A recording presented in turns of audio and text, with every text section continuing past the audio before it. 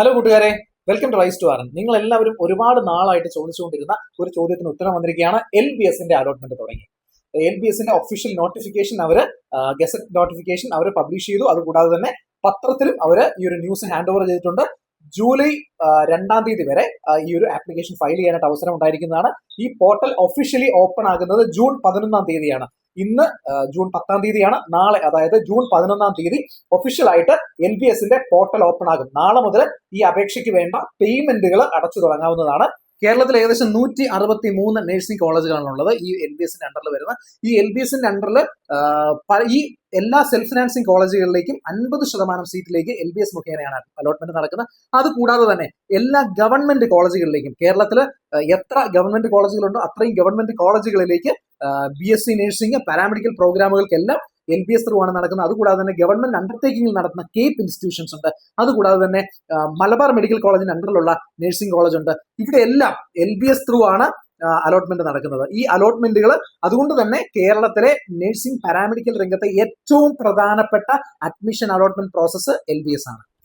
15 കോഴ്സുകൾക്കാണ് LBS മുഖേന admission നടക്കുന്നത്. ഈ 15 കോഴ്സുകൾ ആദ്യം തന്നെ നമുക്ക് എല്ലാവർക്കും അറിയാവുന്ന BSc നഴ്സിംഗ് ആണ്. BSc നഴ്സിംഗ് കൂടാതെ BSc medical laboratory technology, perfusion technology, optometry, BPT അതായത് physiotherapy, audiology and speech language therapy, cardiovascular therapy, dialysis technology, occupational therapy, medical imaging technology, radio therapy, neuro technology, nuclear medicine and medical biochemistry, prosthetics and orthotics, ഇങ്ങനെ 15 കോഴ്സുകൾക്കാണ് LBS through admission നടക്കുന്നത്. നമുക്ക് ആദ്യം തന്നെ BSc nursing വെച്ച് തുടങ്ങാം.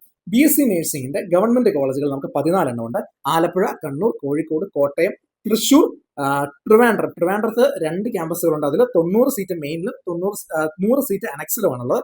അതുകൂടാതെ എറണാകുളം, കൊല്ലം, മഞ്ചേരി, പത്തനംതിട്ട, കാസർഗോഡ്, ഇടുക്കി, വയനാട്, പാലക്കാട്, ഇങ്ങനെ 14 government nursing കോളേജുകളാണുള്ളത്. ഈ ഗവൺമെന്റ് നഴ്സിംഗ് കോളേജുകളിൽ നമുക്ക് ചിലതിൽ 80 സീറ്റാണുള്ളത്. ട്രിവാൻഡ്രത്ത് ടോട്ടൽ 190 ആണുള്ളത്. ഇനി കൊല്ലം, മഞ്ചേരി, പത്തനംതിട്ട, കാസർഗോഡ്, ഇടുക്കി, വയനാട്ട് വന്നു കഴിഞ്ഞാൽ 60 സീറ്റുകളാണുള്ളത്.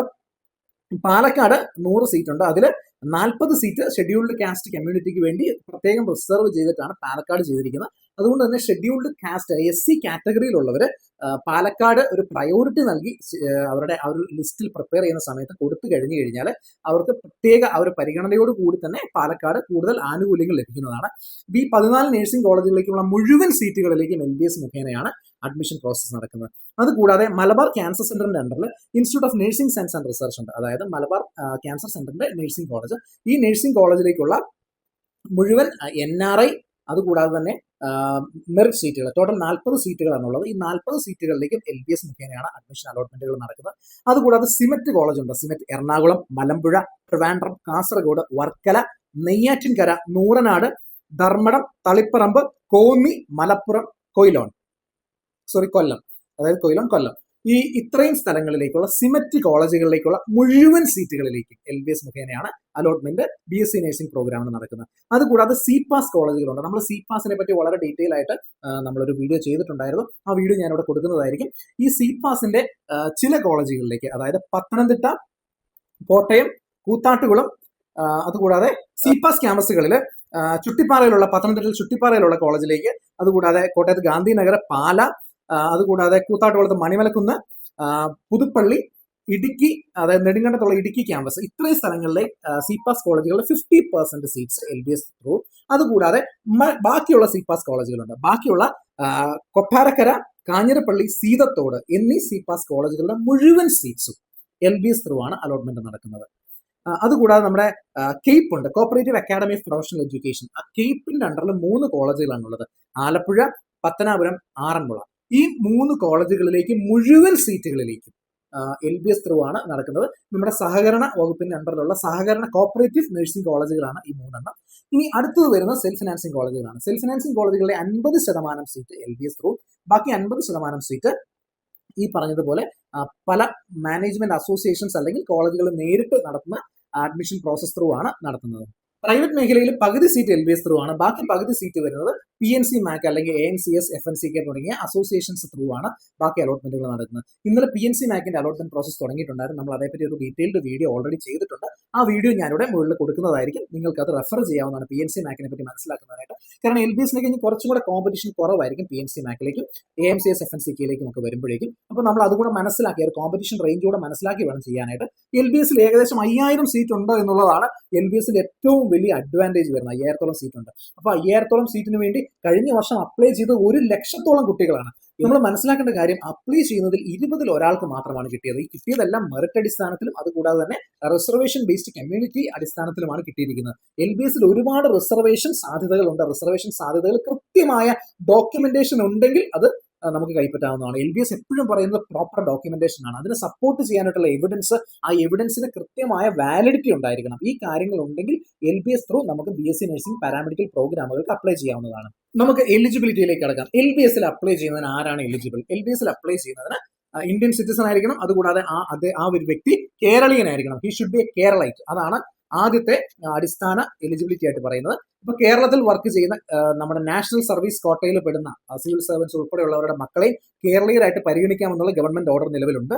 അതുകൊണ്ട് തന്നെ കേരളീയനായിരിക്കണം. അതുകൂടാതെ ആ ഒരു വ്യക്തിയുടെ ബർത്ത് ഡേറ്റ് ആണ് അടുത്തതായിട്ട് വരുന്നത്. 2026 ഡിസംബർ 31 ആ ഒരു വ്യക്തിക്ക് 17 വയസ്സ് പൂർത്തിയായിട്ടുണ്ടെങ്കിൽ ആ ഒരു വ്യക്തി അപ്ലൈ ചെയ്യാനായിട്ട് എലിജിബിൾ ആണ്. ഇനി മാർക്കിന്റെ അടിസ്ഥാനത്തിലുള്ള എലിജിബിലിറ്റിയിലേക്ക് നമുക്ക് കിടക്കാം. LBSൽ അപ്ലൈ ചെയ്യുന്നതിന് ഫിസിക്സ്, കെമിസ്ട്രി, ബയോളജി എന്നീ സബ്ജക്റ്റുകൾക്ക് മൊത്തത്തിൽ 50% മാർക്ക് ഉണ്ടെങ്കിൽ ആ കുട്ടിക്ക് LBS മുഖേന അപ്ലൈ ചെയ്യാവുന്നതാണ്. പക്ഷേ ഈ 50% മാർക്ക് എന്ന് പറയുന്നത് അപ്ലൈ ചെയ്യാനുള്ള എലിജിബിലിറ്റിയാണ്. നിങ്ങൾക്ക് അതൊരു സീറ്റ് ഗ്യാരണ്ടി അല്ല എന്നുള്ള കാര്യം കൂടെ കൃത്യമായിട്ട് മനസ്സിലാക്കി വേണം ഇതിലേക്ക് കടക്കാനായിട്ട്. ഈ BSc nursing, BSc MLT, optometry, perfusion technology, BPT, dialysis technology, occupational therapy കോഴ്സുകൾക്കും അതുകൂടാതെ medical imaging technology, radiotherapy technology, neuro technology, nuclear medicine, medical biochemistry എന്നീ കോഴ്സുകൾക്ക് ഞാൻ ഈ പറഞ്ഞ പോലെയാണ്. അതായത് ഫിസിക്സ്, കെമിസ്ട്രി, ബയോളജി മൊത്തത്തിൽ 50% മാർക്കോടെ ജയിച്ചതായിരിക്കണം. അതുകൂടാതെ തന്നെ പ്രത്യേകമായിട്ട് ഫിസിക്സ്, കെമിസ്ട്രി, ബയോളജി ഇൻഡിവിജ്വൽ ആയിട്ട് ഓരോ സബ്ജക്റ്റിൽ പാസ്സും ആയിരിക്കണം എന്നുള്ളതാണ് ഈ സബ്ജക്റ്റുകൾക്ക് നൽകിയിരിക്കുന്ന ക്രൈറ്റീരിയ. ഇനി BA SLPയിലേക്ക് വരുമ്പോഴേക്കും ഫിസിക്സ്, കെമിസ്ട്രി, ബയോളജി മാത്രമല്ല, അതിലേക്ക് ബയോളജി, മാത്തമാറ്റിക്സ്, കമ്പ്യൂട്ടർ പഠിച്ചവർ അല്ലെങ്കിൽ സയൻസ്, സ്റ്റാറ്റിസ്റ്റിക്സ്, ഇലക്ട്രോണിക്, സൈക്കോളജി തുടങ്ങിയ സബ്ജക്റ്റുകൾ +2 ഓപ്ഷണൽ സബ്ജക്റ്റുകളായിട്ട് എടുത്തവർക്കും ഈ BA SLP പ്രോഗ്രാമിന് അർഹതയുണ്ട്. അവർ ഈ ഓരോ സബ്ജക്റ്റുകളും മൊത്തത്തിൽ 50% മാർക്കും അതുകൂടാതെ ഫിസിക്സ്, കെമിസ്ട്രി, ബയോളജി എന്നീ സബ്ജക്റ്റുകൾ ഓരോന്നും പ്രത്യേകം പാസ് ആയിരിക്കണം എന്നുള്ള നിബന്ധന കൂടിയാണ് ഈ BA SLP പ്രോഗ്രാമിന് വേണ്ടി മുന്നോട്ട് വെച്ചിരിക്കുന്നത്. ഇനി പ്രോസ്തറ്റിക്സ് ആൻഡ് ഓർത്തോട്ടിക് കോഴ്സിലേക്ക് കടന്നു കഴിഞ്ഞാൽ ഇംഗ്ലീഷ്, ഫിസിക്സ്, കെമിസ്ട്രി, ബയോളജി അല്ലെ മാത്സ്, ഇവിടെ ബയോ അല്ലെങ്കിൽ മാത്സ് ഒരു ഓപ്ഷൻ ഉണ്ട്, എന്നിവയ്ക്ക് മൊത്തത്തിൽ 50% മാർക്കോടെ ജയിച്ചവരായിരിക്കണം ഈ ഒരു കോഴ്സിന് BSc പ്രോസ്തറ്റിക്സ് ആൻഡ് ഓർത്തോട്ടിക് കോഴ്സിന് അപ്ലൈ ചെയ്യാനായിട്ട് എലിജിബിൾ ആയിട്ടുള്ളത്. അതുകൂടാതെ ഫിസിക്സ്, കെമിസ്ട്രി, ബയോളജി, ഇംഗ്ലീഷ് എന്നീ വിഷയങ്ങൾ അവരെ പഠിക്കുന്നുണ്ടെങ്കിൽ ആ വിഷയങ്ങളിൽ ഓരോന്നിനും ഇൻഡിവിജ്വലി പാസ് ആയിരിക്കണം എന്നുള്ളൊരു ക്രൈറ്റീരിയ കൂടി മുന്നോട്ട് വെച്ചിട്ടുണ്ട്. ഈ അപേക്ഷിക്കാനായിട്ടുള്ള അവസാന തീയതി, അതായത് ഇപ്പോൾ നൽകിയിരിക്കുന്ന തീയതി എന്ന് പറയുന്നത് ജൂലൈ മാസം 2-ാം തീയതിയാണ്. ഈ ജൂലൈ മാസം 2-ാം തീയതിക്കുള്ളിൽ ഈ ഒരു എഡ്യൂക്കേഷണൽ ക്വാളിഫിക്കേഷൻ മീറ്റ് ചെയ്തിട്ടുള്ളവർക്ക് അപ്ലൈ ചെയ്യാൻ സാധിക്കും എന്നുള്ളതാണ് LBSന്റെ പ്രത്യേകത. അത് മീറ്റ് ചെയ്യാത്തവർ LBSൽ നിന്ന് ഓട്ടോമാറ്റിക്കലി നമ്മൾ പുറത്താകും. അത് മനസ്സിലാക്കുക. ഇനി ഈ LBS നമ്മുടെ സ്റ്റേറ്റിന്റെ മാർക്ക് ലിസ്റ്റുമായിട്ട് ഡയറക്ട്ലി ടൈപ്പ് ആണ്. അതുകൊണ്ട് തന്നെ കൃത്യമായിട്ട് ഈ ഒരു മാർക്ക് ലിസ്റ്റ് നമ്മുടെ സ്റ്റേറ്റിന്റെ ഹയർ എഡ്യൂക്കേഷൻ ഡേറ്റാബേസിൽ നിന്ന് നിങ്ങളുടെ ഹോൾ ടിക്കറ്റിന്റെ നമ്പറും കാര്യങ്ങളും നിങ്ങൾ അടിച്ചു കൊടുക്കുമ്പോൾ തന്നെ ഓട്ടോമാറ്റിക്കലി LBSന്റെ പോർട്ടൽ അത് പിക്കപ്പ് ചെയ്യുകയാണ് ചെയ്യുന്നത്. അതുകൊണ്ട് കൃത്യമായിട്ട് നിങ്ങളുടെ ഡേറ്റാബേസിൽ നിന്നാണ് LBS മാർക്ക് ലിസ്റ്റുകളെ കളക്ട് ചെയ്യുക എന്നുള്ള കാര്യം കൂടെ നിങ്ങൾ മനസ്സിലാക്കണം. ഒരു മാക്സിമം എലിജിബിലിറ്റി ക്രൈറ്റീരിയ കൂടി LBS മുന്നോട്ട് വെക്കുന്നുണ്ട്. അതായത് BSc നഴ്സിംഗ് പ്രോഗ്രാമിന് അപേക്ഷിക്കുന്ന വ്യക്തിക്ക് പരമാവധി പ്രായം എന്ന് പറയുന്നത് 35 വയസ്സാണ്. അതുകൂടാതെ BSc ഒപ്റ്റോമെട്രി, MLT അല്ലെങ്കിൽ തുടങ്ങിയ കോഴ്സുകൾക്ക് 46 വയസ്സാണ് പ്രായപരിധിയായിട്ട് സെറ്റ് ചെയ്തിരിക്കുന്നത് എന്നുള്ള കാര്യം കൂടെ നമ്മൾ മനസ്സിലാക്കണം.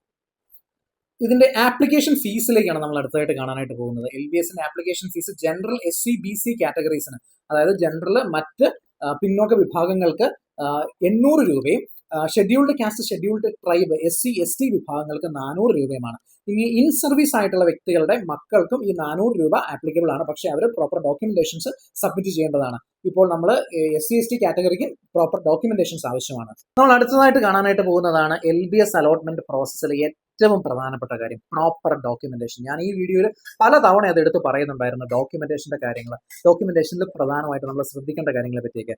ആദ്യം തന്നെ ഈ റിസർവേഷൻ ഉള്ളവർക്കാണ് ഈ ഒരു ഡോക്യുമെന്റ്സ് പ്രോപ്പറായിട്ട് നമ്മൾ ക്രമീകരിച്ച് അറേഞ്ച് ചെയ്ത് വെക്കേണ്ടത്. അതിൽ ആദ്യത്തെ തന്നെ ഏറ്റവും കൂടുതൽ റിസർവേഷൻ നൽകുന്ന ഒരു കാറ്റഗറിയാണ് നമ്മൾ ഈ പറഞ്ഞ LBS എന്ന് പറയുന്നത്. ഈ LBSന്റെ റിസർവേഷൻ ക്രൈറ്റീരിയ കൂടെ നമുക്ക് ആദ്യം ഒന്ന് കാണാം. LBSന്റെ ഗവൺമെന്റ് ഇൻസ്റ്റിറ്റ്യൂഷനിലേക്ക് 50% സ്റ്റേറ്റ് മെറിറ്റിന്റെ അടിസ്ഥാനത്തിലും ബാക്കി വരുന്ന 50%-ൽ 10% EWS കാറ്റഗറിക്കും റിസർവ്ഡ് ആണ്. അതായത് ടോട്ടൽ ഉള്ളതിൽ 10%. മുന്നോക്കക്കാരിലെ പിന്നോക്കക്കാരെയാണ് നമ്മൾ EWS എന്ന് പറയുന്നത്, economically weaker sections in the general category. അവർക്ക് 10%. അതുകൂടാതെ SCBC, socially and educationally backward classes, SCBC കാറ്റഗറിക്ക് മൊത്തം 30%-ആണ് വെച്ചിരിക്കുന്നത്. ഈ 30%-ത്തിന്റെ എങ്ങനെയാണ് ആ 30%-ത്തെ ഡിവൈഡ് ചെയ്യുന്നത് നമുക്ക് നോക്കാം. ഈഴവയ്ക്ക് 9%, മുസ്ലിംസിന് 8%, അതർ ബാക്ക്വേർഡ് ഹിന്ദുസിന് 3%, ലാറ്റിൻ കാത്തലിക് അല്ലെ ആംഗ്ലോ ഇന്ത്യൻസിന് 3%, ധീവര കാറ്റഗറിക്ക് 2%, വിശ്വകർമ്മയ്ക്ക് 2%, കുശവൻ കമ്മ്യൂണിറ്റിക്ക് 1%, അതർ ബാക്ക്വേർഡ് ക്രിസ്ത്യൻസ് ഉണ്ട്, പിന്നോക്ക ക്രിസ്ത്യാനികൾ, അവർക്ക് 1%, കുടുംബി ക്രൈറ്റീരിയക്ക് കാറ്റഗറിക്ക് 1% എന്നിങ്ങനെയാണ്, കുടുംബിക്ക് 1% എന്നിങ്ങനെയാണ് ഈ ഒരു വരുന്ന 30%-ന്റെ ഡിവിഷൻ വരുന്നത്. ഇനി ഷെഡ്യൂൾഡ് കാസ്റ്റ്, ഷെഡ്യൂൾഡ് ട്രൈബ്, SC/STക്ക് ഏകദേശം 10% ഇവർ റിസർവേഷൻ ഗവൺമെന്റ് കോളേജുകൾ നൽകുന്നുണ്ട്. ഇനി ഗവൺമെന്റ് എയ്ഡഡ് ആയിട്ടുള്ള കെയ്പ്പ്, സിമെറ്റ്, CPAS തുടങ്ങിയ സ്ഥാപനങ്ങൾ, അതുകൂടാതെ സെൽഫ് ഫിനാൻസിങ് കോളേജുകളിലെ ഈ ടോട്ടൽ വരുന്ന, അതായത് ഞാൻ പറഞ്ഞു 50% സീറ്റാണ് LBSലേക്ക് വരുന്നത്. ഈ 50%-നെ നമ്മൾ എങ്ങനെയാണ് ഡിവൈഡ് ചെയ്തെന്ന് നോക്കാം. ഈ 50%-ന്റെ 60%, അതായത് ഭൂരിപക്ഷവും സ്റ്റേറ്റ് മെറിറ്റിലേക്കാണ് പോകുന്നത്. ബാക്കി വരുന്ന 30% നമ്മൾ ഈ പറഞ്ഞ പോലെ തന്നെ SCBC, socially and educationally backward ക്ലാസസിന് വേണ്ടി റിസർവ്ഡ് ആണ്. SCBCക്ക് 30%, Ezhava 9%, Muslim 8%, other backward Hindus 3%, ലാറ്റിൻ കാത്തലിക്സിന് 3%, Dheevara 2%, Vishwakarma 2%, Kusavan, other backward Christians, Kudumbi എന്നിവയ്ക്ക് 1%-മാണ് നൽകുന്നത്. ഷെഡ്യൂൾഡ് കാസ്റ്റ്, ട്രൈബ് എന്നിവയ്ക്ക് 10%, അതിൽ കാസ്റ്റിന് 8%, ട്രൈബിന് 2% എന്നുള്ള രീതിയിലാണ് ഈ റിസർവേഷൻസ് LBS നടക്കുന്നത്. ഈ ഓരോ റിസർവേഷനെയും സപ്പോർട്ട് ചെയ്യാനായിട്ടുള്ള ഡോക്യുമെന്റ്സ് നമ്മൾ ഈ പോർട്ടലിൽ തന്നെ അപ്ലോഡ് ചെയ്ത് നൽകേണ്ടതുമാണ്.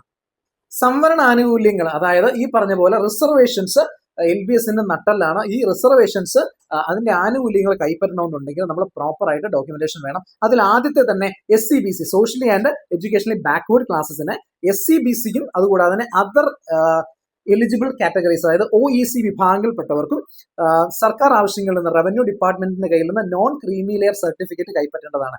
ഈ non creamy layer certificate state education purpose എന്ന് കൃത്യമായിട്ട് മെൻഷൻ ചെയ്ത് വേണം കൈപ്പറ്റാനായിട്ട്. മറ്റു പർപ്പസുകളുണ്ട്, ഇപ്പൊ ജോലിക്കായിട്ട്, ജോബ് പർപ്പസ്, അല്ലെങ്കിൽ നീറ്റ് എക്സാം എഴുതാനായിട്ട് നോൺ ക്രീമി ലെയർ സർട്ടിഫിക്കറ്റ് കൈപ്പറ്റിയവര് അതിൽ മെൻഷൻ ചെയ്തിട്ടുണ്ടാകുക സെൻട്രൽ എഡ്യൂക്കേഷണൽ പർപ്പസ് എന്നായിരിക്കും. അത് സെൻട്രൽ എഡ്യൂക്കേഷണൽ പർപ്പസിന് വേണ്ടിയുള്ള creamy layer, non creamy layer certificates നമ്മുടെ സ്റ്റേറ്റ് എഡ്യൂക്കേഷണൽ പർപ്പസ് ആയ LBS അംഗീകരിക്കുന്നില്ല, അവരത് അഡ്മിറ്റ് ചെയ്യുന്നില്ല. അതുകൊണ്ട് തന്നെ പുതിയ non creamy layer certificate collect ചെയ്യേണ്ടതാണ്. നിങ്ങളുടെ കയ്യിലുള്ളത് പഴയ ഇൻവാലിഡേറ്റഡ് ആയിട്ടുള്ള നോൺ ക്രീമി ലെയർ സർട്ടിഫിക്കറ്റ് ആണെങ്കിൽ അത് മനസ്സിലാക്കുക. ഇനി നോൺ ക്രീമി ലെയർ സർട്ടിഫിക്കറ്റിന്റെ വാലിഡിറ്റി എന്ന് പറയുന്നത് 1 വർഷമാണ്. കഴിഞ്ഞ 1 വർഷത്തിനിടയിൽ കൈപ്പറ്റിയിട്ടുള്ള non creamy layer certificate state educational പർപ്പസിന്റെ ആണെങ്കിൽ നിങ്ങൾക്ക് അത് അപ്ലോഡ് ചെയ്യാവുന്നതാണ്. ഇനി നമുക്ക് അടുത്ത സർട്ടിഫിക്കറ്റിലേക്ക് നമുക്ക് പോകാം. അടുത്ത സർട്ടിഫിക്കറ്റ് കമ്മ്യൂണിറ്റി സർട്ടിഫിക്കറ്റ് ആണ്. SC/ST ക്രൈറ്റീരിയക്ക് കമ്മ്യൂണിറ്റി സർട്ടിഫിക്കറ്റ് അപ്ലോഡ് ചെയ്യേണ്ടതാണ്. OEC കാറ്റഗറിക്കാരും നോൺ ക്രീമി ലെയർ സർട്ടിഫിക്കറ്റ് ആണ് അപ്ലോഡ് ചെയ്യേണ്ടത്. ഇനി SC/ST, OEC എന്നിവയിൽ പെടാതെ ജനറൽ കാറ്റഗറിയിൽ പെട്ടവര് ഫീസ് എക്സെപ്ഷൻ, അതായത് എന്തെങ്കിലും ഫീസ് എക്സെപ്ഷനോ കാര്യങ്ങളൊക്കെ ശ്രമിക്കുന്നുണ്ട്, അല്ലെങ്കിൽ EWS കാറ്റഗറിക്കായിട്ട് ശ്രമിക്കുന്നുണ്ട് എങ്കിൽ ഈ EWS വേണ്ട ഇൻകം ആൻഡ് അസറ്റ് സർട്ടിഫിക്കറ്റ്, അതായത് വാർഷിക വരുമാനം 4 ലക്ഷത്തിൽ താഴെയാണെന്ന് പ്രൂവ് ചെയ്യുന്ന ഇൻകം ആൻഡ് അസറ്റ് സർട്ടിഫിക്കറ്റ്, അല്ലെങ്കിൽ AYPHHS സർട്ടിഫിക്കറ്റ് കൈപ്പറ്റേണ്ടതാണ്. ആ സർട്ടിഫിക്കറ്റ് ആണ് EWSന്റെ ഡോക്യുമെന്റേഷൻ സർട്ടിഫിക്കറ്റ് ആയിട്ട് നമ്മൾ അപ്ലോഡ് ചെയ്ത് കൊടുക്കേണ്ടത്. ഇൻകം EWS സർട്ടിഫിക്കറ്റിന്റെ വാലിഡിറ്റി നമ്മൾ പറയുന്നത് കഴിഞ്ഞ 1 വർഷത്തിനുള്ളിൽ എടുത്ത EWS സർട്ടിഫിക്കറ്റ് അപ്ലോഡ് ചെയ്ത് കൊടുക്കാവുന്നതാണ്. ഇനി അടുത്ത കാറ്റഗറിയിലേക്ക് വന്നു കഴിഞ്ഞാൽ നമ്മുടെ കമ്മ്യൂണിറ്റി സർട്ടിഫിക്കറ്റിന്റെ കാര്യം നമ്മൾ പറഞ്ഞു. ഈ കമ്മ്യൂണിറ്റി സർട്ടിഫിക്കറ്റ് 3 വർഷം വാലിഡിറ്റി ഉള്ള കമ്മ്യൂണിറ്റി സർട്ടിഫിക്കറ്റ് നമുക്ക് അപ്ലോഡ് ചെയ്ത് കൊടുക്കാവുന്നതാണ്. ഇനി മിശ്ര വിഭാഗങ്ങളിൽപ്പെട്ടവർക്ക് SC/ST ക്രൈറ്റീരിയയിൽ ആ ഒരു കാറ്റഗറി റിസർവേഷൻ കിട്ടണമെന്നുണ്ടെങ്കിൽ അവരുടെ മക്കൾക്ക് കിട്ടണമെന്നുണ്ടെങ്കിൽ പേരൻസിൽ ആരെങ്കിലും ഒരാൾ SC/ST കമ്മ്യൂണിറ്റിയിൽ പെട്ടവരായിരിക്കണം. അത് തഹസിൽദാർ നൽകുന്ന മിശ്ര വിവാഹ സർട്ടിഫിക്കറ്റ് അപ്ലോഡ് ചെയ്ത് കൊടുക്കേണ്ടതാണ്. ഇനി വിദ്യാർത്ഥികളുടെ ജനനസ്ഥലം രേഖപ്പെടുത്തിയിട്ടുള്ള സ്കൂൾ സർട്ടിഫിക്കറ്റ്, ജനന സർട്ടിഫിക്കറ്റ്, നേറ്റിവിറ്റി സർട്ടിഫിക്കറ്റ് എന്നിവ നേറ്റിവിറ്റി തെളിയിക്കുന്നതിനായിട്ട്, അതായത് ആള് കേരളൈറ്റ് ആണ്, have to prove that the person who is applying is a Keralite. ആ വ്യക്തി കേരളൈറ്റ് ആണെന്ന് പ്രൂവ് ചെയ്യുന്നതിന് നേറ്റിവിറ്റി സർട്ടിഫിക്കറ്റ് ആയിട്ട് പരിഗണിക്കാവുന്നതാണ്. ഏതൊക്കെയാണ്? സ്കൂൾ സർട്ടിഫിക്കറ്റ്, ജനന സർട്ടിഫിക്കറ്റ്, ഇനി നേറ്റിവിറ്റി സർട്ടിഫിക്കറ്റ് ആയിട്ട് തന്നെ കിട്ടുന്ന നേറ്റിവിറ്റി സർട്ടിഫിക്കറ്റ്, പാസ്പോർട്ട് എന്നിവ പരിഗണിക്കുന്നതാണ്. പ്രൈവറ്റ് കോളേജുകളിലേക്ക് ഞാൻ പറഞ്ഞു, പല പ്രൈവറ്റ് കോളേജുകൾക്കും മൈനോറിറ്റി റിസർവേഷൻ ഉണ്ട്. അതായത് ആ ഒരു പ്രത്യേക കോളേജിൽ ഒരു പ്രത്യേക മൈനോറിറ്റിക്ക്, ഇപ്പൊ ക്രിസ്ത്യൻ മാനേജ്മെന്റ് അണ്ടറിലുള്ള ചില കോളേജുകൾക്ക് ചില പ്രത്യേക ആനുകൂല്യങ്ങൾ അവിടെ ലഭിക്കും. മുസ്ലിം മാനേജ്മെന്റ് അണ്ടറിലുള്ള ചില സെലക്ടഡ് കോളേജുകൾക്ക് ആനുകൂല്യങ്ങൾ ലഭിക്കും. ഇതിനുവേണ്ടി ആ ഒരു വിഭാഗങ്ങളിൽപ്പെട്ടവര് അവരുടെ സമുദായ അല്ലെങ്കിൽ മൈനോറിറ്റി സർട്ടിഫിക്കറ്റ് വില്ലേജ് ഓഫീസിൽ നിന്ന് കളക്ട് ചെയ്യേണ്ടതാണ്. അതുകൂടാതെ NRI സീറ്റിലേക്ക് അപ്ലൈ ചെയ്യുന്നവര് ഈ ഒരു സമയത്ത്, ഈ ഒരു ആപ്ലിക്കേഷൻ സമയത്ത് NRIയുടെ സ്പോൺസർ സർട്ടിഫിക്കറ്റ്, NRI സ്പോൺസറുടെ പാസ്പോർട്ടിന്റെ കോപ്പി, അതുകൂടാതെ റവന്യൂ അധികാരികളുടെ കയ്യിൽ നിന്ന് ലഭിച്ച റിലേഷൻഷിപ്പ് സർട്ടിഫിക്കറ്റ്, ഞാൻ ഒരിക്കൽ കൂടി എടുത്തു പറയുകയാണ്, റവന്യൂ അധികാരികളുടെ കയ്യിൽ നിന്ന് ലഭിച്ച റിലേഷൻഷിപ്പ് സർട്ടിഫിക്കറ്റ് വേണം അപ്ലോഡ് ചെയ്യാനായിട്ട്. ഇനി ബാക്കി സർട്ടിഫിക്കറ്റുകൾ, എംപ്ലോയ്മെന്റ് സർട്ടിഫിക്കറ്റ് ആയിക്കൊള്ളട്ടെ, അല്ലെങ്കിൽ എംബസിയിൽ നിന്ന് അറ്റസ്റ്റ് ചെയ്യുന്ന കോപ്പീസ്, ഈ കാര്യങ്ങളെല്ലാം മറ്റ് അഡ്മിഷൻ സമയത്ത് സബ്മിറ്റ് ചെയ്താൽ മതിയായിരിക്കും. നമ്മൾ NRI സീറ്റിന്റെ വീഡിയോ ചെയ്ത സമയത്ത് ഒരുപാട് പേര് നമ്മളോട് ചോദിച്ചിരുന്നു ഈ വിസയുടെ വാലിഡിറ്റിയുടെ കാര്യം എങ്ങനെയാണ്, അത് വിസയ്ക്ക് പകരം മറ്റ് ഡോക്യുമെന്റ്സ് ആണെങ്കിൽ എങ്ങനെ ഹാൻഡിൽ ചെയ്യാമെന്നൊക്കെ കുറെ പേര് നമ്മളോട് ചോദിച്ചിരുന്നു. അതിന്റെ ഒരു മറുപടി കൂടെ നൽകിയിട്ട് നമുക്ക് ഈ വീഡിയോ ആയിട്ട് മുന്നോട്ട് പോകാം. ഈ വിസ നമ്മുടെ കയ്യിൽ ഇല്ലെങ്കിൽ വിസയുടെ ഇക്വലന്റ് ആയിട്ടുള്ള പല ഡോക്യുമെന്റ്സും ഇപ്പൊ LBS ആയിക്കോട്ടെ, PNC MAC ആയിട്ടോ, ഇവരൊക്കെ അംഗീകരിക്കുന്നുണ്ട്. അത് civil ID, resident permit, resident ID, ഇക്കാമ, ഇപ്പൊ സൗദിയിലൊക്കെ ഇക്കാമയാണ് കൊടുക്കുന്നത്, ഇക്കാമ, electronic visa, employment pass, entry visa, ഇതെല്ലാം ഈ പറഞ്ഞ പോലെ NRI കോട്ടയ്ക്ക് വിസ അല്ലെങ്കിൽ വിസയ്ക്ക് തത്തുല്യമായ ഡോക്യുമെന്റ് ആയിട്ട് അംഗീകരിക്കുന്നതാണ്. ഇനി വിസയുടെ വാലിഡിറ്റി മെൻഷൻ ചെയ്യുന്ന എംബസി അറ്റസ്റ്റ് ചെയ്ത ഏത് ഡോക്യുമെന്റും NRI കോട്ടയ്ക്ക് വേണ്ടി നമുക്ക് അംഗീകരിക്കാവുന്ന ഡോക്യുമെന്റ് ആയിട്ട് ലിസ്റ്റ് ചെയ്യപ്പെട്ടിട്ടുണ്ട്. അതുകൂടാതെ തന്നെ ഇപ്പൊ പലരും ചോദിക്കുന്നുണ്ട്, എൻ്റെ കസിൻ കാനഡയിൽ സ്റ്റുഡന്റ് വിസയിലാണുള്ളത്, അല്ലെങ്കിൽ ജോലി ചെയ്യുന്നില്ല, അപ്പൊ ആ ഒരു വ്യക്തിക്ക് എന്നെ സ്പോൺസർ ചെയ്യാൻ പറ്റുമോ ഇല്ലയോ എന്നുള്ള ഒരു സംശയം ഒരുപാട് പേര് ചോദിക്കുന്നുണ്ടായിരുന്നു. ഇപ്പൊ ഹൗസ് വൈഫ് ആയിക്കോട്ടെ, സ്റ്റുഡന്റ് ആയിക്കോട്ടെ, അവർക്കും നിങ്ങളെ സ്പോൺസർ ചെയ്യാനായിട്ട് പറ്റും. വേണ്ടത് ഈ എംബസി അറ്റസ്റ്റ് ചെയ്യുന്ന ഈ ഒരു എംപ്ലോയ്മെന്റ് സർട്ടിഫിക്കറ്റില് ഈ ഒരു വ്യക്തിയുടെ വിസ സ്റ്റാറ്റസ് ഹൗസ് വൈഫ് അല്ലെ സ്റ്റുഡന്റ് അല്ലെ ഒരു പർട്ടിക്കുലർ രീതിയിൽ എഴുതി അത് അറ്റസ്റ്റ് ചെയ്താൽ നമ്മുടെ LBSഉം PNC MACഉം അത് അപ്രൂവ് ചെയ്യുന്നതായിരിക്കും. ഇനി ഫിഷർമെൻസ് കാറ്റഗറിക്ക് പ്രത്യേക എഡ്യൂക്കേഷൻ ഇളവുകൾ മത്സ്യ തൊഴിലാളി ക്ഷേമനിധി ബോർഡിൻ്റെതായിട്ടുള്ള രീതിയിൽ അവർക്ക് ഫീസ് കൺസെഷൻസ്, ഫീസിന് വേണ്ട ചില ആനുകൂല്യങ്ങളൊക്കെ നൽകുന്നുണ്ട്. അപ്പോൾ ഈ ഒരു ഓൺലൈൻ അപേക്ഷ സമർപ്പിക്കുന്ന സമയത്ത് ഈ മത്സ്യത്തൊഴിലാളി ക്ഷേമനിധി ബോർഡിൽ നിന്ന് ഫിഷറീസ് ഓഫീസർ നൽകുന്ന സർട്ടിഫിക്കറ്റ് അപ്ലോഡ് ചെയ്യേണ്ടതാണ്. ഇപ്പൊ നമ്മൾ വരും എങ്ങനെയാണ് ഓരോ കാറ്റഗറി ഡോക്യുമെന്റ്സും അപ്ലോഡ് ചെയ്യേണ്ടതെന്നുള്ളതിനെ പറ്റി നമ്മൾ വരും. അപ്പോൾ ഈ ഒരു ഡോക്യുമെന്റ് ഈ മത്സ്യത്തൊഴിലാളി ക്ഷേമനിധി ബോർഡിന്റെ ഒരു ഫീസ് കൺസെഷനും അവരുടെ ഒരു ആനുകൂല്യങ്ങളും മേടിക്കുന്നവര് അല്ലെങ്കിൽ മേടിക്കാൻ പ്ലാൻ ചെയ്യുന്നവര് ആ രീതിയിൽ തയ്യാറാകുക. ഇനി എന്തെങ്കിലും തരത്തിലുള്ള ഡിസബിലിറ്റീസ് ഉള്ള വ്യക്തിയാണെന്നിരിക്കട്ടെ, ആ ഡിസബിലിറ്റീസ് ഉള്ള വ്യക്തീസിന് UDID, അതായത് ഡിസബിലിറ്റി തെളിയിക്കുന്ന സർട്ടിഫിക്കറ്റ് ഉണ്ട്. ആ ഒരു സർട്ടിഫിക്കറ്റ് സമർപ്പിക്കേണ്ടതാണ്. അത് മിനിമം 40% ഡിസബിലിറ്റി ഉള്ള വ്യക്തികൾക്ക് മാത്രമാണ് ആ ഒരു ഡിസബിലിറ്റി ക്രൈറ്റീരിയയിൽ എന്തെങ്കിലും പരിഗണന ലഭിക്കുകയുള്ളൂ. ഇനി സ്പോർട്സ് കോട്ടയിലേക്ക് വരാം. സ്പോർട്സ് കോട്ട മുഖേന അതിലൂടെ എന്തെങ്കിലും തരത്തിലുള്ള സീറ്റ് ഇളവുകൾ അല്ലെങ്കിൽ ഒരു ആനുകൂല്യം നേടിയെടുക്കാനായിട്ട് ആഗ്രഹിക്കുന്നവർ, ഒരു മുൻഗണന വെയിറ്റേജ് നേടിയെടുക്കാൻ ആഗ്രഹിക്കുന്നവർ ഈ ഒരു സ്പോർട്സ് കോട്ട നിങ്ങളുടെ ആപ്ലിക്കേഷൻ ഫില്ല് ചെയ്ത് ഈ ട്രിവാൻഡ്രത്തുള്ള കേരള സ്റ്റേറ്റ് സ്പോർട്സ് കൗൺസിലിന്റെ സെക്രട്ടറിക്ക് ഈ പ്രിന്റ് ഔട്ട് നിങ്ങൾ കൃത്യമായിട്ട് അയച്ചു കൊടുക്കണം. അതായത് ഈ അപേക്ഷാ സമർപ്പണത്തിന്റെ അവസാന തീയതി ഇപ്പൊ പറഞ്ഞിരിക്കുന്നത് ജൂലൈ മാസം 2-ാം തീയതിയാണ്. ഈ ജൂലൈ മാസം 2-ാം തീയതിക്ക് മുൻപ് ഈ ഡോക്യുമെന്റ് അവിടെ എത്തിയിട്ടുണ്ടായിരിക്കണം. ഈ ഡോക്യുമെന്റ് അവിടെ എത്തിയെങ്കിൽ മാത്രമാണ് സ്പോർട്സ് കോട്ടയ്ക്ക് വേണ്ടി പരിഗണിക്കുക. ഇതേ സെയിം കാര്യം തന്നെയാണ് NCCക്കും വരിക.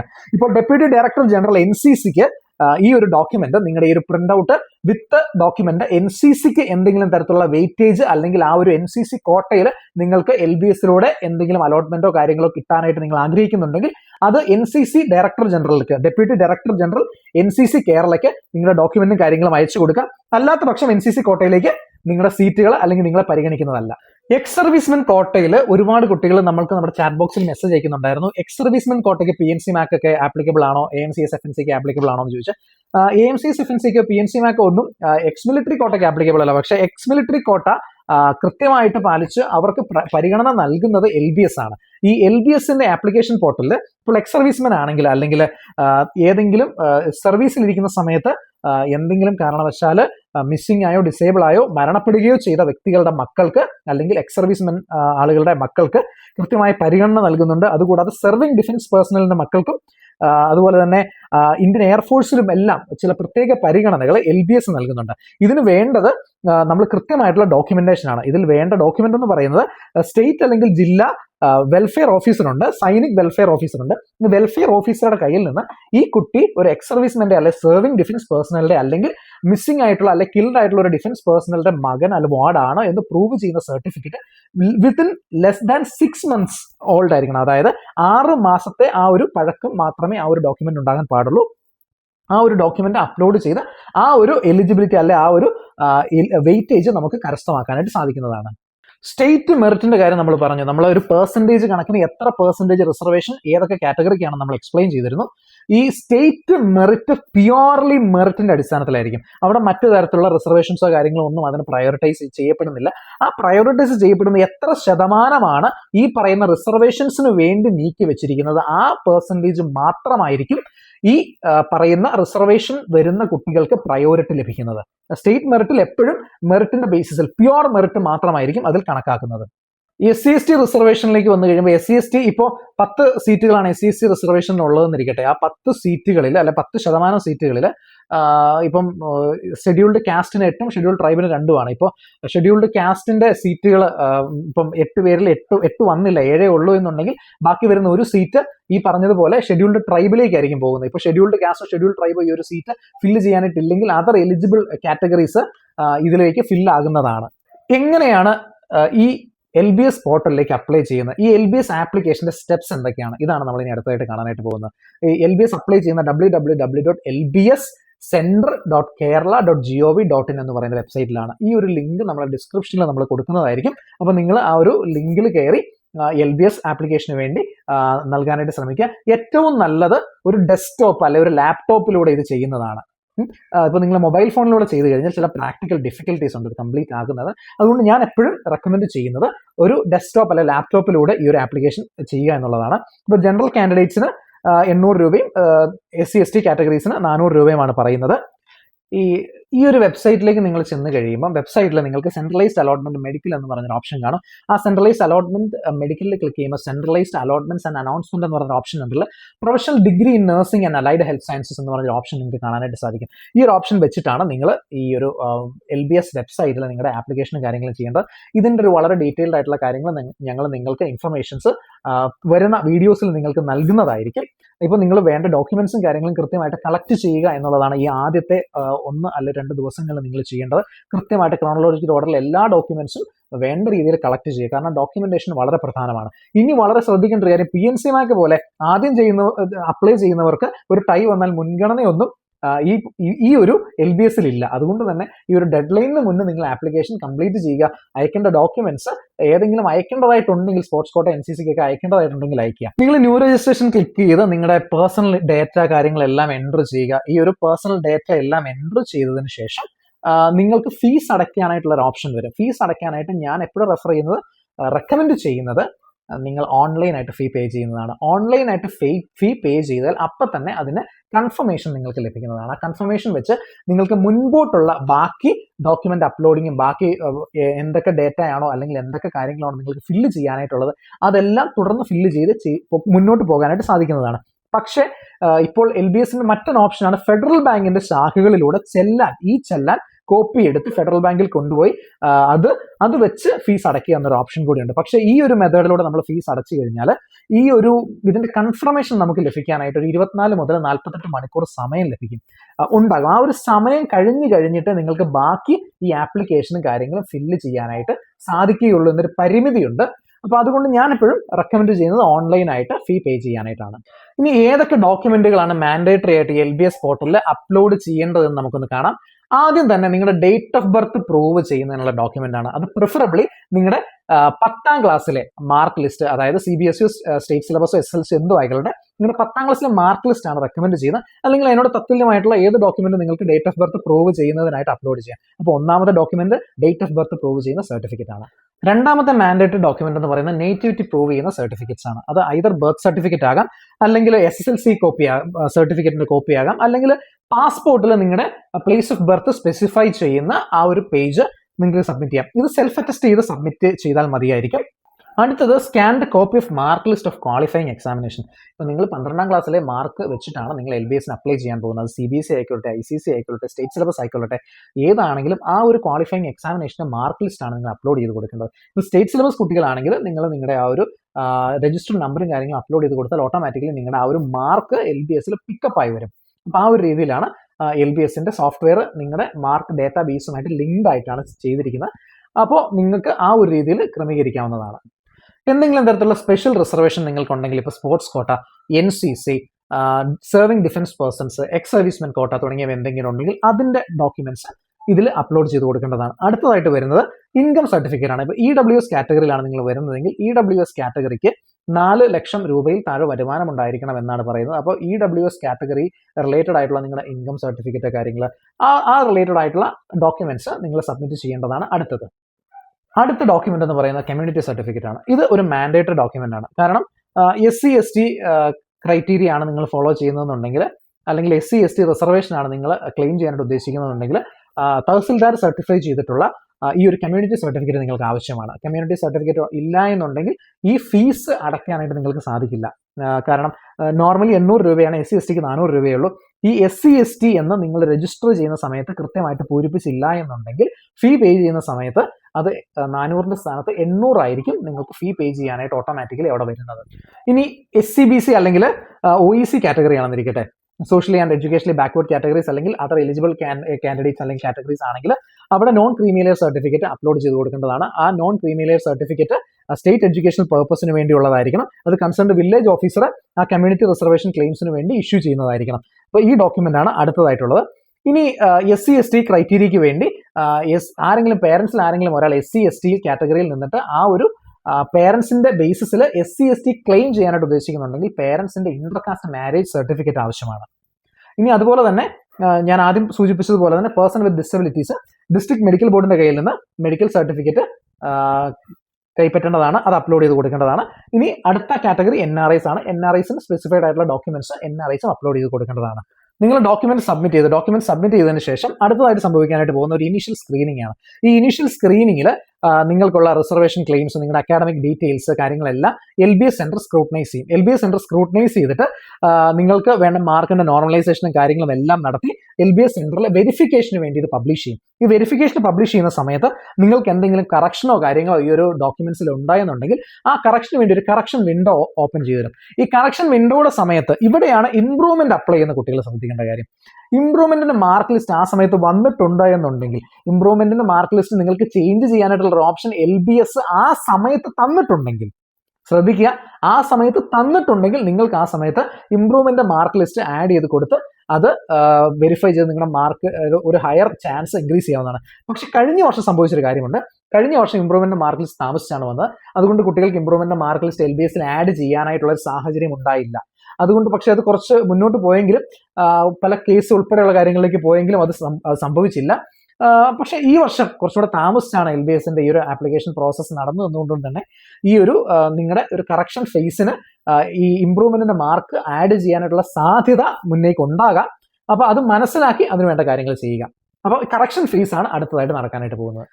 ഈ കറക്ഷൻ ഫേസിന് ശേഷം റാങ്ക് ലിസ്റ്റ് പ്രഖ്യാപിക്കും. ഈ റാങ്ക് ലിസ്റ്റ് പ്രഖ്യാപിക്കുന്ന സമയത്ത് 3 റാങ്ക് ലിസ്റ്റുകളായിരിക്കും ഉണ്ടായിരിക്കുക.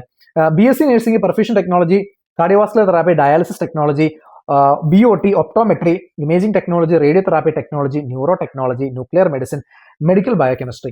ഇത്രയും കോഴ്സുകൾക്ക് റാങ്ക് ലിസ്റ്റ് 1-ലായിരിക്കും കുട്ടികളുടെ മാർക്ക് ബേസ് ചെയ്ത് റാങ്ക് ലിസ്റ്റ് പ്രഖ്യാപിക്കുക. ഇനി റാങ്ക് ലിസ്റ്റ് 2-ൽ BA SLPയുടെ മാർക്ക് ബേസ് ചെയ്തിട്ടായിരിക്കും റാങ്ക് ലിസ്റ്റ് 2 വരുന്നത്. റാങ്ക് ലിസ്റ്റ് 3 വരുന്നത് BPO കോഴ്സിന് വേണ്ടിയായിരിക്കും. അതായത് പ്രോസ്തെറ്റിക് ആൻഡ് ഓർത്തോട്ടിക്സ് എന്ന് പറയുന്ന പ്രോഗ്രാമിന് വേണ്ടിയായിരിക്കും ആ ഒരു 3ാമത്തെ റാങ്ക് ലിസ്റ്റ് വരിക. ഈ റാങ്ക് ലിസ്റ്റിന്റെ സമയത്ത് എന്തെങ്കിലും ടൈ ഉണ്ടെങ്കിൽ എങ്ങനെയാണ് പ്രിഫറൻസ് വരുന്നത് എന്നുള്ളത് നമുക്ക് നോക്കാം. ആദ്യം കൺസിഡർ ചെയ്യുന്നത് നിങ്ങളുടെ 12th ബയോളജിയുടെ മാർക്കായിരിക്കും. 12th ബയോളജിയുടെ മാർക്കും ടൈ ആണെങ്കിൽ കെമിസ്ട്രിയുടെ മാർക്ക് എടുക്കും. കെമിസ്ട്രിയുടെ മാർക്ക് ടൈ ആണെങ്കിൽ ഫിസിക്സിന്റെ മാർക്ക് എടുക്കും. ഫിസിക്സിന്റെ മാർക്കും ടൈ ആണെങ്കിൽ നിങ്ങൾ നോക്കുക ഇംഗ്ലീഷിന്റെ മാർക്കായിരിക്കും. 12th നിങ്ങളുടെ ഇംഗ്ലീഷിന്റെ മാർക്കായിരിക്കും കൺസിഡർ ചെയ്യുക. എന്നിട്ടും നിങ്ങളുടെ മാർക്ക് ടൈ ആണെന്നിരിക്കട്ടെ, ആ ഒരു സമയത്ത് ഈ ഒരു വ്യക്തികളുടെ ഏജ് ആണ് അല്ലെങ്കിൽ പ്രായമാണ് കൺസിഡർ ചെയ്യുക. ഇതിൽ ആരാണ് ഏറ്റവും ആദ്യം 12th സ്റ്റാൻഡേർഡ് ഗ്രാജുവേറ്റ് ചെയ്തത് ആ വ്യക്തിക്കായിരിക്കും പ്രയോറിറ്റി ഉണ്ടാകുക, അങ്ങനെ ഒരു ടൈ വന്നു കഴിഞ്ഞാൽ. പക്ഷെ PNC ബാക്കിലേക്ക് വരുന്ന സമയത്ത് ഇതെങ്ങനെയല്ല. ആദ്യം അപ്ലൈ ചെയ്യുന്ന വ്യക്തിയാരോ ആ വ്യക്തിക്കായിരിക്കും പ്രയോറിറ്റി കിട്ടുക. ഈ ഫസ്റ്റ് റാങ്ക് ലിസ്റ്റിന്റെ കൂടെ തന്നെ കമ്മ്യൂണിറ്റി ബേസ്ഡ് റിസർവേഷൻ ബേസ് ചെയ്തിട്ടുള്ള റാങ്ക് ലിസ്റ്റ് കൂടെ പ്രഖ്യാപിക്കുന്നതാണ്. ഇത് ഒരു കട്ട് ഓഫ് ഡേറ്റ് നമ്മുടെ KNMC അല്ലെ നഴ്സിംഗ് കൗൺസിൽ പ്രഖ്യാപിക്കുന്നുണ്ട്. ആ ഒരു കട്ട് ഓഫ് ഡേറ്റ് വരെ ഈ ഒരു റാങ്ക് ലിസ്റ്റ് വാലിഡ് ആയിരിക്കും. ആ ഒരു റാങ്ക് ലിസ്റ്റിനെ ബേസ് ചെയ്തിട്ട് സെൻട്രലൈസ്ഡ് അലോട്ട്മെന്റ് പ്രോസസ്സാണ് നമ്മുടെ ഈ LBSൽ സംഭവിക്കുക. ഈ സെൻട്രലൈസ്ഡ് അലോട്ട്മെന്റ് പ്രോസസ്സിന്റെ സമയത്ത് നമുക്ക് ഓപ്ഷൻസ് രജിസ്റ്റർ ചെയ്യാം. റാങ്ക് ലിസ്റ്റ് വന്നതിന് ശേഷമാണ് നമ്മൾ ഓപ്ഷൻസ് രജിസ്റ്റർ ചെയ്യുന്നത്. കോഴ്സിന്റെ ഓപ്ഷൻസ് ഉണ്ട്. ഒരു കുട്ടി അതിൽ എലിജിബിൾ ആയിട്ടുള്ള കോഴ്സിന്റെ ഓപ്ഷൻസ് ഉണ്ട്, കോളേജിന്റെ ഓപ്ഷൻസ് ഉണ്ട്. ആ കുട്ടിക്ക് course versus college combination select ചെയ്യാം. ഇപ്പോൾ BSc നേഴ്സ് ആണ് ഇത് എടുക്കുന്നതെങ്കിൽ, നമ്മൾ കോഴ്സായിട്ട് എടുക്കുന്നതെങ്കിൽ അവിടെ ഏകദേശം 163 കോളേജ് ഉണ്ടാകും. ഈ 163 കോളേജും സെലക്ട് ചെയ്യാനായിട്ട് ഉള്ള എല്ലാ കോളേജുകളും സെലക്ട് ചെയ്യാനായിട്ടുള്ള ഓപ്ഷനാണ് LBSന്റെ ഏറ്റവും വലിയ പ്രത്യേകത. അപ്പോൾ നമ്മൾ ഈ ഒരു രീതിയിൽ കോഴ്സ് വേഴ്സസ് കോളേജ് കോമ്പിനേഷൻ നടക്കുന്നു. ഇപ്പോൾ ഇതിൽ തന്നെ നമുക്ക് മൾട്ടിപ്പിൾ കോഴ്സ് സെലക്ട് ചെയ്യാം. BSc നേഴ്സ് നിങ്ങൾ എലിജിബിൾ ആണെങ്കിൽ മൾട്ടിപ്പിൾ കോഴ്സ് സെലക്ട് ചെയ്യാം. ആദ്യത്തെ കാര്യം എലിജിബിൾ ആണെങ്കിൽ BSc നഴ്സിംഗ് സെലക്ട് ചെയ്യാം, ഇപ്പോൾ അല്ലെങ്കിൽ MLT സെലക്ട് ചെയ്യാം. അപ്പോൾ അതിന്റെ തുല്യമായിട്ടുള്ള കോളേജുകളും സെലക്ട് ചെയ്യുക. അപ്പോൾ കോളേജുകൾ സെലക്ട് ചെയ്ത് റാങ്ക് ചെയ്ത് വേണം നമ്മൾ മുന്നോട്ട് പോകാനായിട്ട്. അങ്ങനെ കൃത്യമായിട്ട് നമുക്ക് എല്ലാ കോളേജുകളും എല്ലാ ഓപ്ഷൻസും ഇടാനായിട്ടുള്ളത് കൊണ്ട് തന്നെ മാർക്കുള്ള കുട്ടികൾക്ക് എവിടെയെങ്കിലും ഫസ്റ്റ് അലോട്ട്മെന്റിൽ സെക്കൻഡ് അലോട്ട്മെന്റിൽ ഈ ഒരു നല്ല മാർക്ക് റേഞ്ച് ഉള്ള കുട്ടികൾക്ക് കയറി പോകാനായിട്ടുള്ള സാധ്യതകൾ കൂടുതലാണ്. ഒരിക്കൽ കൂടെ ഞാൻ പറയുകയാണ്, മുൻ വർഷം വെച്ച് നോക്കുമ്പോൾ ഈ വർഷം ടൈറ്റ് കോമ്പറ്റീഷൻ ആയിരിക്കും. അപ്പോൾ നമ്മൾ ബുദ്ധിപരമായിട്ട് നീങ്ങേണ്ടതായിട്ടുണ്ട്. ഇപ്പോൾ LBSനെ മാത്രം ഡിപ്പെൻഡ് ചെയ്ത് നിൽക്കരുത്, കൃത്യമായിട്ട് കാര്യങ്ങളെല്ലാം ചെയ്യുക. ഇപ്പോൾ ഓപ്ഷൻ രജിസ്റ്റർ ചെയ്ത് നമ്മൾ അതെല്ലാം ഫൈനലൈസ് ചെയ്ത് സേവ് ചെയ്തതിന് ശേഷം കുറച്ച് ദിവസങ്ങൾക്ക് ശേഷം ട്രയൽ അലോട്ട്മെന്റ് നടക്കും. ഈ ട്രയൽ അലോട്ട്മെന്റിന്റെ ഡേറ്റ്സ് അനുസരിച്ച് നമുക്ക് കൃത്യമായിട്ട്, അപ്പോൾ അത് വരുമ്പോഴേക്കും നമുക്ക് ഏകദേശം ഒരു ഐഡിയ കിട്ടും ഈ ഒരു വർഷം ഏത് മാർക്ക് വരെയൊക്കെയാണ് ഒരു ഇനീഷ്യൽ അലോട്ട്മെന്റ് സ്റ്റേജസിൽ പോകാൻ സാധ്യതയുള്ളത് എന്നുള്ളതിനെ പറ്റി ഒരു ഐഡിയ കിട്ടും. അപ്പോൾ അങ്ങനെ നമുക്ക് ട്രയൽ അലോട്ട്മെന്റ് വരുന്നു. ട്രയൽ അലോട്ട്മെന്റിന് ശേഷമാണ് നോർമൽ അലോട്ട്മെന്റുകൾ വരിക. നോർമൽ അലോട്ട്മെന്റുകൾ നോർമലി 3 ഓൺലൈൻ 3 റെഗുലർ അലോട്ട്മെന്റുകളാണ് ഉള്ളത്. ഫസ്റ്റ് അലോട്ട്മെന്റ് ഉണ്ടാകും. ഈ ഫസ്റ്റ് അലോട്ട്മെന്റ് സമയത്ത് നമുക്ക് ഏതെങ്കിലും ഒരു കോളേജിലേക്ക് നമ്മുടെ പേര് സെലക്ട് ആയിട്ടുണ്ടായിരിക്കണം. അപ്പോൾ അങ്ങനെ തത്തുല്യമായിട്ട് അലോട്ട്മെന്റുകൾ നടക്കും, ഫസ്റ്റ് സെക്കൻഡ് തേർഡ്. അപ്പോൾ ആ ഒരു സമയത്ത് നമുക്ക് മൂന്നാമത്തെ അലോട്ട്മെന്റ് സമയത്ത് ഏതെങ്കിലും ഒരു കോളേജ് നമ്മൾ ഉറപ്പായും സെലക്ട് ചെയ്ത് അവിടെ പോയി ജോയിൻ ചെയ്തിട്ടുണ്ടായിരിക്കണം. അതിന്റെ സമയത്ത് നമ്മൾ ടോക്കൺ ഫീസ് അടച്ചിട്ടുണ്ടായിരിക്കണം. ഇങ്ങനെയുള്ള കുറെ കാര്യങ്ങൾ നമ്മൾ അവിടെ നോക്കേണ്ടതും പാലിക്കേണ്ടതുമായിട്ടുണ്ട്. ഈ ഒരു LBSന്റെ തുടരെയുള്ള വീഡിയോസിലെല്ലാം നമ്മൾ ഈ കാര്യങ്ങളെല്ലാം എക്സ്പ്ലെയിൻ ചെയ്തിട്ട് നിങ്ങൾക്ക് കൃത്യമായിട്ടുള്ള ഡയറക്ഷൻസ് തരുന്നതായിരിക്കും. ഏത് സമയത്ത് നിങ്ങൾ ടോക്കൺ ഫീ അടയ്ക്കണം, ടോക്കൺ ഫീ അടച്ചില്ലെങ്കിൽ നിങ്ങൾക്ക് സംഭവിക്കുന്നത് എന്ത്, ഇല്ലെങ്കിൽ നിങ്ങൾ കോളേജിൽ ജോയിൻ ചെയ്തില്ല എന്നുണ്ടെങ്കിൽ നിങ്ങൾക്ക് സംഭവിക്കുന്നത് എന്ത് തുടങ്ങിയ കാര്യങ്ങളെല്ലാം ഇനി നമുക്ക് ഏകദേശം 2 മാസത്തോളം സമയമുണ്ട്. ആ ഒരു സമയത്തിനുള്ളിൽ നിങ്ങൾക്ക് കൃത്യമായ ഡയറക്ഷൻസ് നൽകി നിങ്ങളോടൊപ്പം ഞങ്ങളും ഉണ്ടായിരിക്കും. അപ്പോൾ അത് നിങ്ങൾ മനസ്സിലാക്കുക, ഒരു കംപ്ലീറ്റ് പ്രോസസ്സ് മനസ്സിലാക്കുക. എന്ത് സംശയം ഉണ്ടെങ്കിലും നിങ്ങൾക്ക് റൈസ് ടു ആർ ഇൻസ്റ്റാഗ്രാം പേജിൽ ഞങ്ങളെ കോൺടാക്ട് ചെയ്യാം. അതിനുള്ള മറുപടികൾ ഞങ്ങൾ നിങ്ങൾക്ക് നൽകുന്നതായിരിക്കും. ഈ ടോക്കൺ ഫീ PNC മാക്കിൽ വരുന്ന സമയത്ത് 10,000 രൂപയും LBSൽ വരുന്ന സമയത്ത് പ്രൈവറ്റ് അല്ലെങ്കിൽ ഗവൺമെന്റ് കൺട്രോൾഡ് സെൽഫ് ഫിനാൻസിങ് കോളേജസിൽ അത് 25,000 രൂപയാണ് ടോക്കൺ ഫീസ് വരുന്നത്. ഈ SC/ST കാറ്റഗറി അല്ലെ OECക്ക് ആണെങ്കിൽ ടോക്കൺ ഫീ വെറും 1000 രൂപയാണ് വരുന്നത്. അപ്പോൾ ടോക്കൺ ഫീയുടെ കാര്യങ്ങളെല്ലാം ഞങ്ങൾക്ക് വരുന്ന വീഡിയോസിലെല്ലാം ഞങ്ങൾ പറഞ്ഞു തരുന്നതായിരിക്കും. അപ്പോൾ അതിനനുസരിച്ച് നിങ്ങൾ ഈ ഒരു കാര്യങ്ങൾ മുഴുവൻ ചെയ്യുക. ഇതിന്റെ ബേസിസിൽ പ്രൊഫഷണൽ അലോട്ട്മെന്റ് മെമ്മോ തുടങ്ങിയ കാര്യങ്ങളെല്ലാം അതെങ്ങനെയാണ് ഹാൻഡിൽ ചെയ്യേണ്ടത്, എങ്ങനെ ഒരു കോളേജിൽ പോയി ജോയിൻ ചെയ്യാം, നിങ്ങൾക്ക് എങ്ങനെ ഒരു കരിയർ ഒരു നല്ല മെഡിക്കൽ ബാക്ക്ഗ്രൗണ്ടിൽ അല്ലെങ്കിൽ നേഴ്സായിട്ട് അല്ലെങ്കിൽ ഒരു പാരാമെഡിക്കൽ ആയിട്ട് എങ്ങനെ നിങ്ങൾക്ക് ഒരു നല്ല കരിയർ ബിൽഡ് ചെയ്യാം എന്നുള്ളതിനെ പറ്റി എൻഡ് ടു എൻഡ് ഇൻഫർമേഷൻ നിങ്ങൾക്ക് ഞങ്ങൾ തരുന്നതായിരിക്കും. അതുകൂടാതെ LBSന്റെ വെബ്സൈറ്റ് ഈ ഒരു ആപ്ലിക്കേഷൻ എങ്ങനെയാണ് അതിന്റെ പ്രോസസ്സ് കുറച്ചും കൂടെ ഡയറക്റ്റ് ഹാൻഡ് ഇൻ ഹാൻഡ് ആയിട്ട് നിങ്ങൾക്ക് ഞങ്ങൾ കാണിച്ചു തരും. അപ്പോൾ ഈ ഒരു പ്രോസസ്സിൽ നമുക്ക് ഒരുമിച്ച് നീങ്ങാം. നമ്മുടെ ചാനൽ സബ്സ്ക്രൈബ് ചെയ്യുക, ഇൻസ്റ്റാഗ്രാമിൽ ഫോളോ ചെയ്യുക. എന്തെങ്കിലും അപ്ഡേറ്റ്സോ കാര്യങ്ങളോ ഉണ്ടെങ്കിൽ ഞങ്ങൾ ഇൻസ്റ്റാഗ്രാമിൽ പോസ്റ്റ് ചെയ്യുന്നതായിരിക്കും. So we will continue this journey in our journey towards excellence. And also guys, ഇതൊരു തുടക്കമാണ് അലോട്ട്മെന്റ് പ്രോസസ്സിന്റെ. വളരെ ബുദ്ധിപരമായിട്ട് നീങ്ങുക, നമ്മൾ വിസ്ഡം പ്രയോഗിക്കുക. വിസ്ഡം ഉപയോഗിച്ചാൽ നമുക്ക് നന്നായിട്ട് നല്ല രീതിയിൽ പഠിച്ചിറങ്ങാനും നല്ല രീതിയിൽ മാർക്കുകൾ സെക്യൂർ ചെയ്യാനും സാധിക്കും. നല്ലൊരു സീറ്റ് നമുക്ക് നേടിയെടുക്കാനായിട്ട് സാധിക്കും. അപ്പോൾ ഒരുമിച്ച് നമുക്ക് മുന്നേറാം. See you. Bye bye.